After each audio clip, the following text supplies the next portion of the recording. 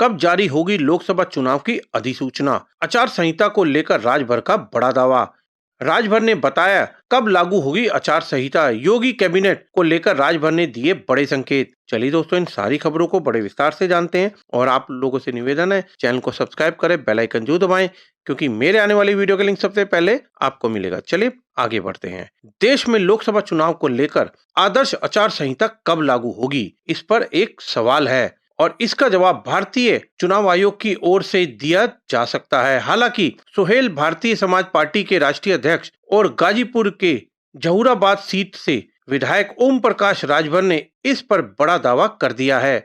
राजभर के अनुसार जब तक प्रदेश की योगी सरकार की कैबिनेट विस्तार नहीं हो जाता तब तक 2024 के लोकसभा चुनाव के लिए आदर्श आचार संहिता लागू नहीं होगी। इसको ऐसे में कह सकते हैं कि जब तक योगी सरकार में ओपी राजभर मंत्री नहीं बन जाते, लोकसभा चुनाव का ऐलान तो होगा कैसे। ऐसा इसीलिए है कि वह लगातार यह दावा करते रहे कि जिस दिन यूपी में मंत्रिमंडल में फेरबदल होगा उनका तो मंत्री पद बनना बिल्कुल ही तय है। उन्होंने स्पष्ट संकेत दे दिए कि जल्द ही योगी आदित्यनाथ सरकार के कैबिनेट में फेरबदल और विस्तार होना तय है। ओम प्रकाश राजभर ने इस मामले पर बातचीत में अहम खुलासा किया है और राजभर ने कहा है कि जब तक योगी सरकार के कैबिनेट में फेरबदल नहीं हो जाता तब तक तो लोकसभा चुनाव की आदर्श आचार संहिता लागू ही कैसे हो पाएगी, वो तो बिल्कुल नहीं होगी।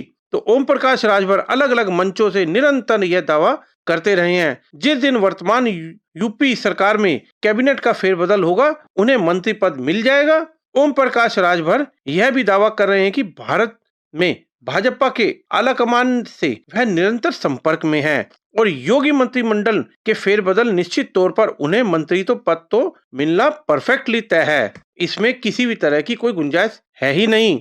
दरअसल जुलाई 2023 में समाजवादी पार्टी से गठबंधन तोड़ के ओम प्रकाश राजभर एनडीए का हिस्सा बने थे। उसके बाद से लगातार उन्हें यूपी कैबिनेट में शामिल होने के लेकर अटकलें का बाजार गर्म हो रहा है। मीडिया से बातचीत में ओम प्रकाश राजभर कई बार इस बात का दावा भी कर चुके हैं वह वर्तमान सरकार में मंत्री बनेंगे।